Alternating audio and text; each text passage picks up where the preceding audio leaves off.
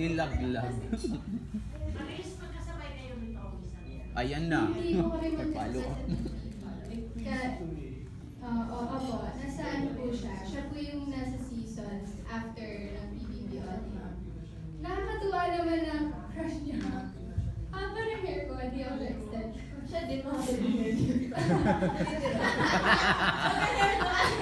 Kaya kasi kami ni Tommy. Gusto ko lang sabihin ng thank you sa paghanga. So, kanino mga bibigyan ticket?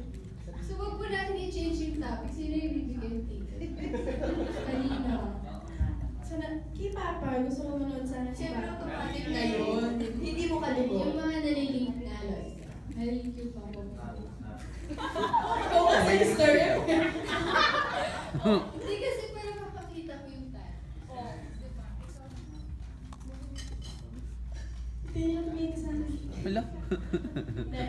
Siguro yan, kay Ronnie na lang din ko ibigay. Total, ayun nga, nung first concert niya nandun ako, second concert niya nandun ako, and nung nakaraang concert ko sa Music Museum din, natuwa din ako na sinurprise niya ako, kaya gusto ko siya invite sa concert namin. Ayun po. There's a follow-up lang.